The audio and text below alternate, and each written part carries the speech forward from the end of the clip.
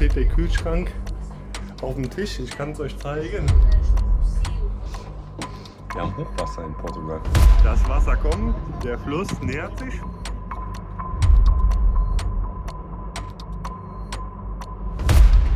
Und wir machen deswegen jetzt die Biege. Schaut ihr auch.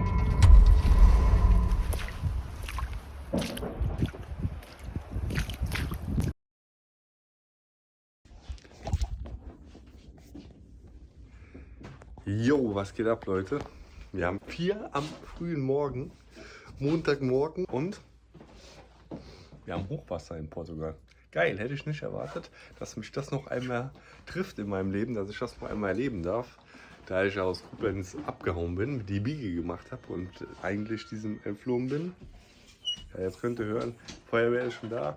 Also sprich, letzte Nacht war ein richtig krasser Sturm, auch deswegen wenig gepennt. Aber ich muss sagen, die Nächte davor war es schon intensiver, hat es schon mehr gestürmt. Aber dieses Mal hat es anscheinend genug gestürmt, um das Wasser, was hier hinten im Fluss fließt, über die Schneise kommen zu lassen. Also ihr müsst euch vorstellen, Lissabon ist ein Einzugsgebiet, das viele Nebenflüsse hat, die sich dann in Lissabon treffen und dann ins Meer fließen. Und wir wohnen an einem dieser Flüsse. Vila Franca de Xera ist an einem dieser Flüsse. Und das bedeutet, hier ist es auch wirklich super arschflach. Also, wo ich das erste Mal hier war im Sommer und wir eine kleine Wanderung gemacht haben, ich habe gedacht, wir sind hier wirklich in Holland. Also, das sieht original aus wie Holland. Da ist nichts, absolut Flachland. Und dementsprechend ist natürlich dann das Hochwasserniveau, die Hochwassergefahr ziemlich hoch, wie das Wasser. Also, mal schauen, was uns jetzt erwartet. Wir packen hier ein paar Sachen, machen dann die Biege, fahren dann zu einem Freund ins Haus. Und dann schauen wir mal, wie lange wir da bleiben und was der Tag noch so bringt. Ich halte euch auf dem Laufenden oder die News werden das übernehmen. Bis später. Hier, könnt ihr sehen, ist schon ein bisschen, also meine Füße sind noch nicht nass, aber da hinten werden die auf jeden Fall nass gleich.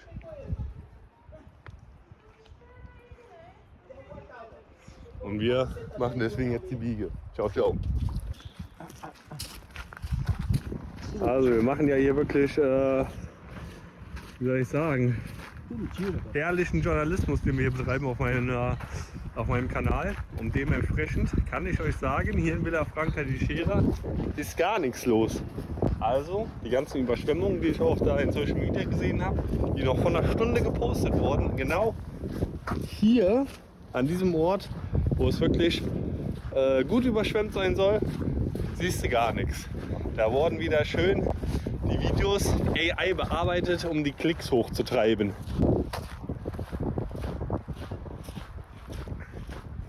Das ist ehrlich, das ist ungefiltert. Das ist Brasil, do Gringo do Alemanno unplugged, meine Freunde. Also wir hier sind wir safe, aber man fragt sich halt, wie lange wir safe sind. Ne? Also ich sag mal so, es soll laut Wetterbericht um 4 Uhr anfangen zu regnen, 55%. Hat sich auch geändert jetzt, das war mal mehr und war mal früher. Ja, und dann ist die Frage halt, wie durchlässig dann die Kanäle sind, ne? Also wie viel Wasser die aufnehmen können und wie schnell dann der Spiegel steigt hier. Also Leute, was ist hier passiert in der wunderschönen Stadt Vila Franca de Xera? Erstmal gar nichts, also nicht viel. Letzte Nacht war ein bisschen Hochwasser. In CNN haben sie auch darüber berichtet, die standen unten am Wasser, im Garten, in so einem kleinen Park, der hier ist, der ist meistens überschwemmt. Und da jetzt eben das portugiesische CNN dort war, müssen wir natürlich auschecken, ob das auch der Wahrheit entspricht oder mal wieder Fake News online und in den Medien verbreitet worden. Und deswegen gehen wir jetzt dahin. Let's go!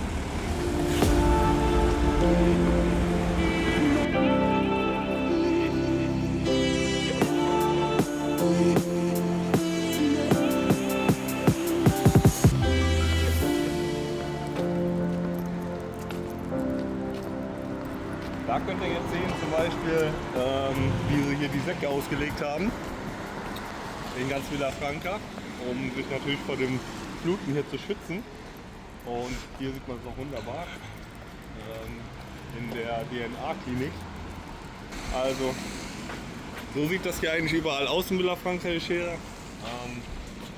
Hier drin wird auch gearbeitet.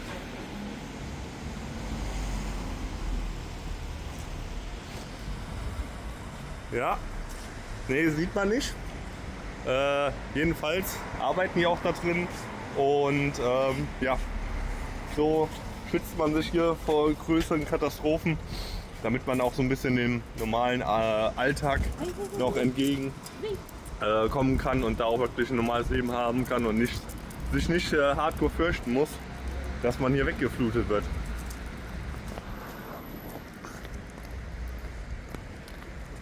Und das sind dann die Gerätschaften, mit denen die hier vor Ort die Wassermassen,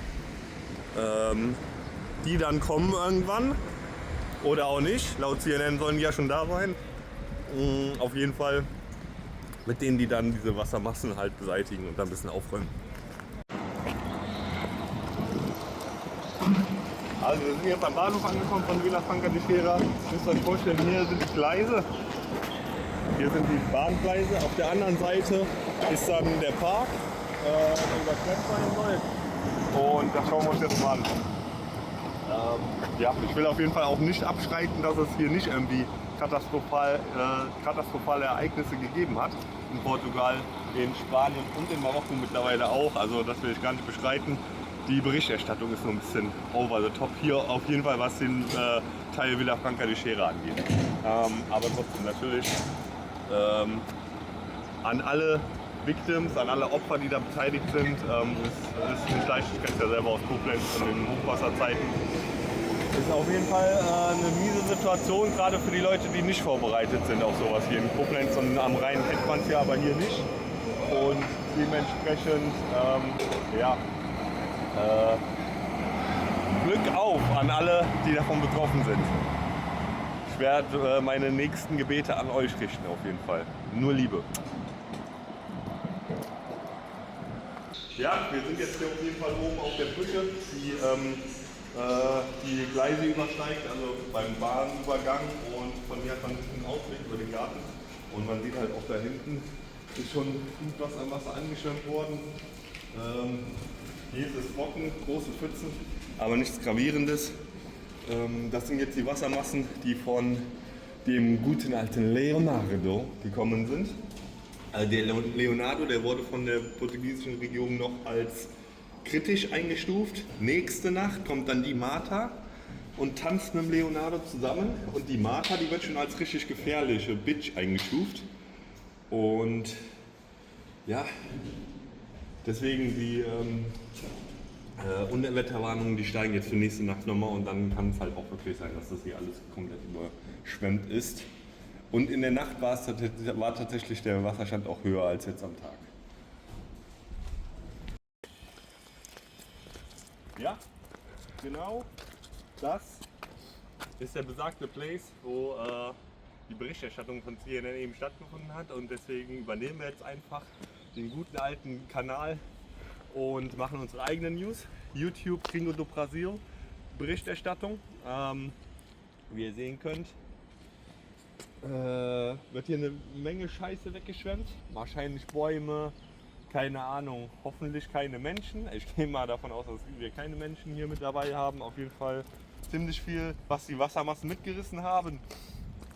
Und ja, ich muss auch dazu sagen, auch wenn wir jetzt hier noch nicht akut von betroffen waren in Villafranca de Xera und wir jetzt noch keine Häuser verloren haben oder irgendwie unser Hab und Gut, Autos, whatever, dass wir wirklich hier noch gut weggekommen sind davon, bedeutet das aber nicht, dass wir keine Opfer der Katastrophe bis jetzt sind von den Überschwemmungen, weil natürlich mussten wir auch unser Haus verlassen. Der Dad von meiner Freundin kann nicht zur Arbeit fahren.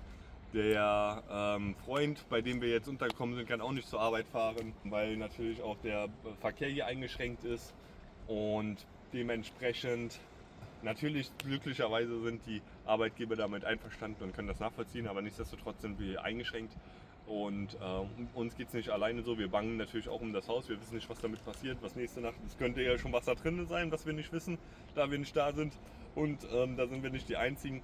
Also dementsprechend, nur weil man noch nicht so akut von betroffen war, heißt das nicht, dass man noch keine Schäden davongetragen hat, aber halt noch keine akuten bleibenden Schäden. Ne? Das ist schon mal gut. Nichtsdestotrotz müssen wir jetzt schauen, wie die nächsten Tage hier ablaufen. Und ja, also, man sieht hier auch, ne, ordentlich Schlamm, der aus dem See an Land gespült wurde.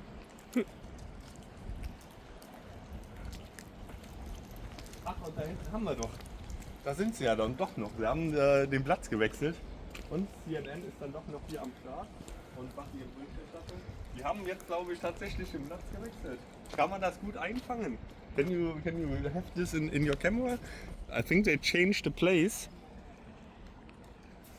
I will overtake it. Yeah. I think they changed the place because there is a bit more higher water than here, where we are standing now. Und deswegen, glaube ich, haben die einfach den Platz gewechselt, um die Berichterstattung dann auch möglichst dramatisch zu gestalten. Ja, aber wir machen das natürlich hier ein bisschen mehr real als die guten Kollegen da hinten. This is CNN. Obwohl die vielleicht mit ein bisschen mehr Informationen am Start sind. Aber ne, ich sehe auch gerade, der zeigt dann, wie die Barrikaden vor die Tür gemacht wurden. Was ich natürlich auch schon längst in meiner Berichterstattung habe. Also, wenn ihr dafür seid, Marquinhos, Gringo do Brasil als Journalist für CNN, denn Daumen nach oben, gebt mir ein Like, lasst mir ein Like da, abonniert meinen Kanal, folgt mir und teilt auch gerne dieses Video, wenn ihr glaubt, es war hilfreich und ein bisschen informativ, um sich über die Lage hier in Portugal zu informieren, und das würde mich sehr freuen. Nicht vergessen, deswegen liken, teilen, abonniert die Glocke, ihr wisst Bescheid, gebt mir ein W in den Kommentaren unten und dann übernehmen wir YouTube.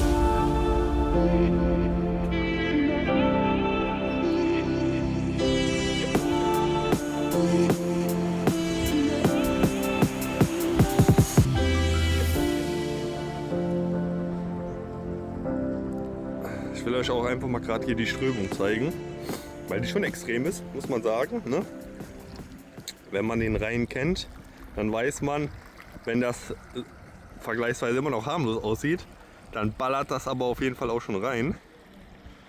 Und ja, wie ihr sehen könnt hier, wird gut was weggeschwemmt, und ich habe auch das Gefühl, weil der Fluss jetzt ein bisschen lauter geworden ist, ein bisschen die Strömung angezogen hat, dass vielleicht auch jetzt wieder der Wasserspiegel steigen könnte hier. Ja, da ist auf jeden Fall schon einiges an Land, was nicht mehr an Land ist. Schade, schade. Aber Hauptsache, meine Freundin und Calvin sind noch am Land. Smile! Also, hier ist zum Beispiel die UFP, in der ich immer arbeite. Ist geil, wir haben Free Wi-Fi, kannst du jedes Buch für free ausleihen. Wir haben jetzt einmal eine geile Arbeitsatmosphäre, also das muss ich sagen, gut ab, das machen die hier schon richtig gut. Und was ich euch zeigen wollte ist, hier vorne ist eine Absperrung, da geht es nicht weiter. Warum geht es da nicht weiter? Vielleicht sieht man da hinten. Ja. Genau.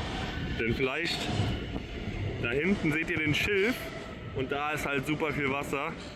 Und dementsprechend ist es da super gefährlich, weil der Boden dann natürlich auch ziemlich instabil ist. Und ja, deswegen erlauben die anderen nicht hinzugehen, weil das ist ein super Spazier- und Wander- und Morgensport oder generell Sportstrecke ist. Viele Leute gehen hier laufen, Fahrrad fahren und das wollen die vermeiden. Denn ja, da siehst du natürlich, wenn du unterwegs bist, auf dem Weg, der Schilf verdeckt die Sicht zum Wasser und du siehst dann natürlich nicht, wenn das Wasser auf den Gehweg geströmt wird und dementsprechend haben die einfach Vorkehrungen getroffen und sagen, nö, hier bis hierhin oder bis dahin und nicht weiter. Sollen wir trotzdem mal hingehen? What do you think, baby? Should we go there? No.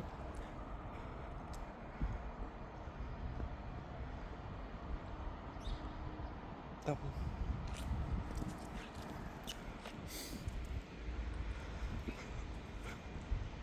Alguém vai para o sopa, vou embaixo. Pessoal, tá fazendo sua vida do tem coisas lá dentro, né? Café, tá um monte de dinheiro de café. Det er delicious, det er viu. Kan vi høre det? Det var sin far for moster, far.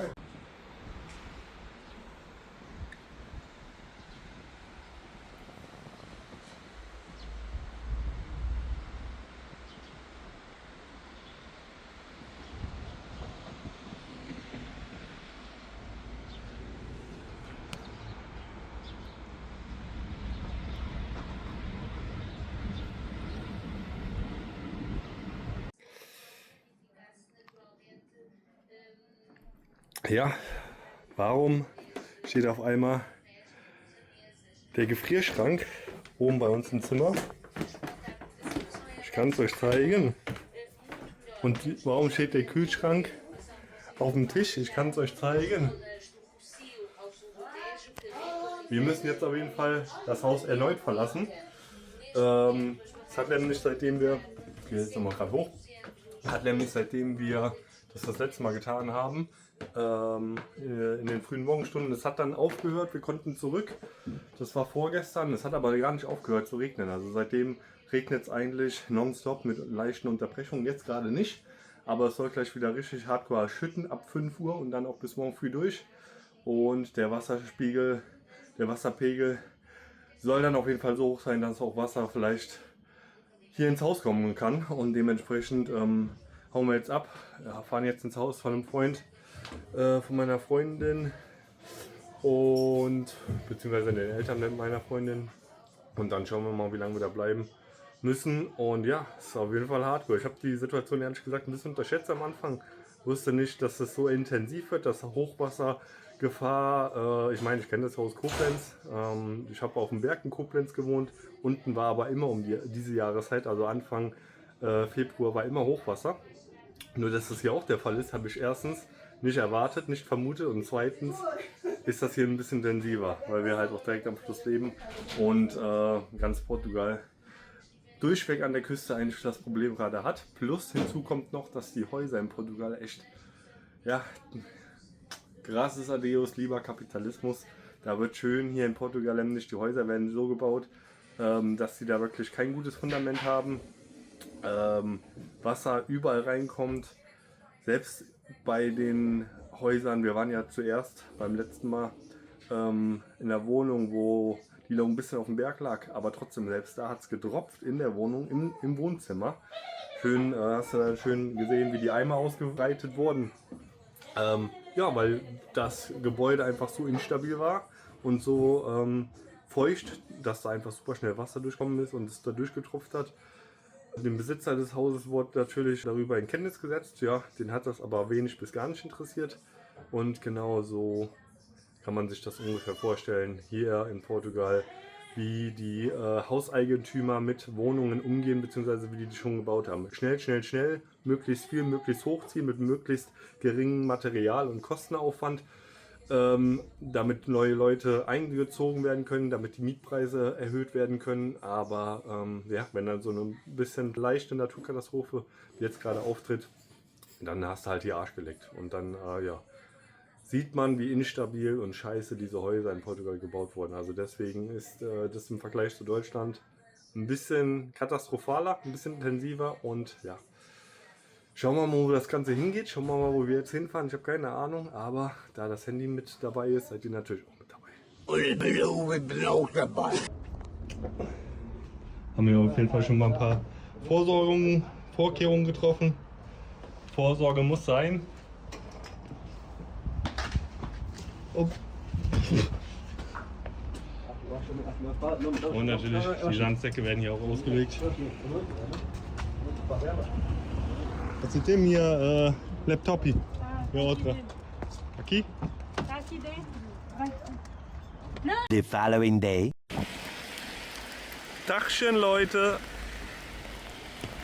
Heute ist die gute alte Martha an der Küste angeschwemmt worden. Und wie ihr sehen könnt, ist jetzt auch wieder Franca di Scherer davon betroffen. Mal schauen wie sehr. Wir gehen jetzt zum Supermarkt eine Kleinigkeit kaufen. Und dann kann ich vielleicht auch mal das Handy hier anständig halten. Und dann gucken wir uns das mal an. So, das ist auf jeden Fall einer der Gründe, warum ganz Portugal, Spanien und vielleicht sogar auch Marokko überschwemmt sind. Das sind diese Wasserkanäle, die bei einem bisschen Regen hier schon komplett überlastet sind. Echt nicht normal. Und das sorgt dann einfach natürlich in der Masse dazu, dass dann die Straßen überschwemmt werden. Also, ja, viel Regen und viele Stürme, aber die Katastrophe wurde dann erst dadurch ausgelöst, dass halt auch wirklich der Kapitalismus einen Fick darauf gegeben hat und sich nicht dafür abgesichert hat, beziehungsweise die Immobilienbranche sich nicht dafür abgesichert hat, was passiert, wenn hier mal mehr Regen ist als üblicherweise. Und ja, schlechte Vorbereitung muss man halt auch ganz klar sagen, ne? Also in den Nachrichten wird auf jeden Fall die ganze Zeit von den Katastrophen berichtet und wo es überall überschwemmt ist. Und dann wird auch davon geredet, dass ein neuer Sturm an Land ziehen soll. Aber da wird keine einzige Vorbereitung dazu getroffen oder es ist zumindest nicht gezeigt, dass sich Leute auf die neuen Stürme vorbereiten. Also ja, ein bisschen kleinkariertes Denken, würde ich sagen. Ein bisschen, ja, um die Ecke schauen ist den Portugiesen anscheinend nicht so ganz in den Genen gelegen.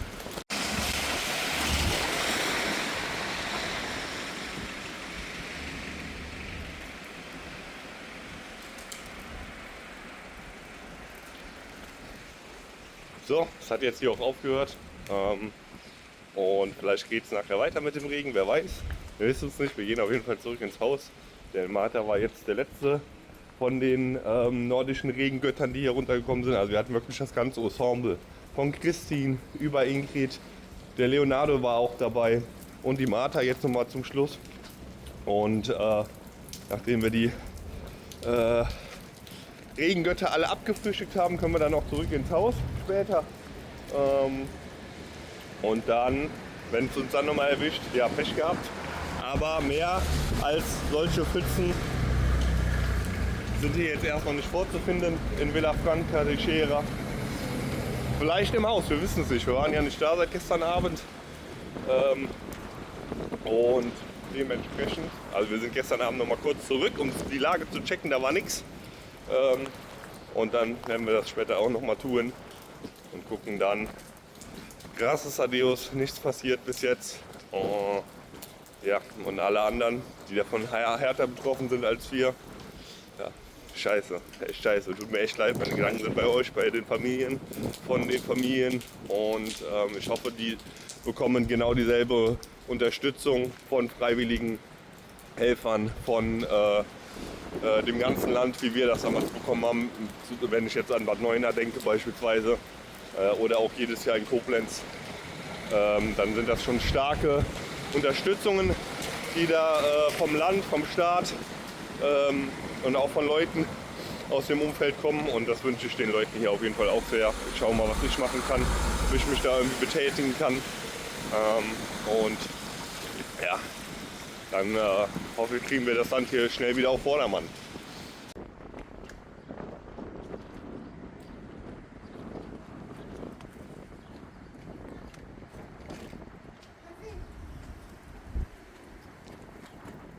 Also, wir sind zu Hause angekommen, wir sind zurückgekehrt und wie ihr sehen könnt, ist hier nicht viel los, es ist ein bisschen windig, könnt ihr wahrscheinlich auch hören, aber so wie es in den Medien berichtet wurde, so wie es CNN den Leuten ja, sage ich mal, Angst gemacht hat, so ist es auf jeden Fall nicht.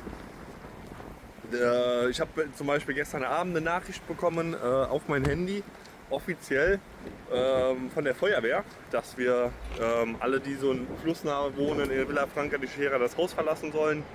Und das wurde halt dann nochmal durch die Medien gut befeuert. Aber im Endeffekt war hier gar nichts. Es ist gar nichts passiert. Wir sind zurückgekommen.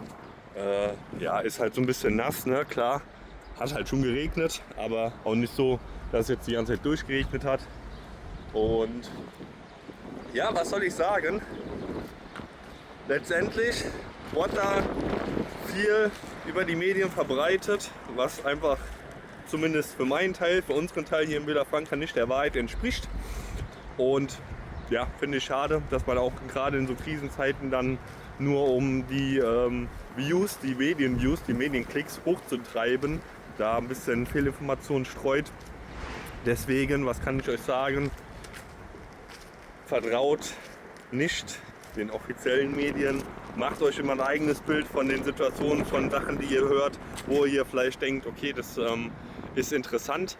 Sollte ich mir mal Gedanken machen, ob das auch wirklich der Wahrheit entspricht, oder ihr hört irgendwelche katastrophalen Ereignisse. So gut es geht, macht euch ein eigenes Bild, holt euch eine eigene Meinung, eine zweite Meinung, eine dritte Meinung. Schaut auch gerne in andere alternative Medien rein, wie zum Beispiel hier YouTube ist ein super Kanal. Deswegen nochmal aktiviert die Glocke und abonniert meinen Kanal, weil ja, YouTube verbreitet natürlich wirklich gute, reale Medien, was die großen Medienagenturen und Medienunternehmen der Welt halt leider nicht tun. Hashtag Bilderberger.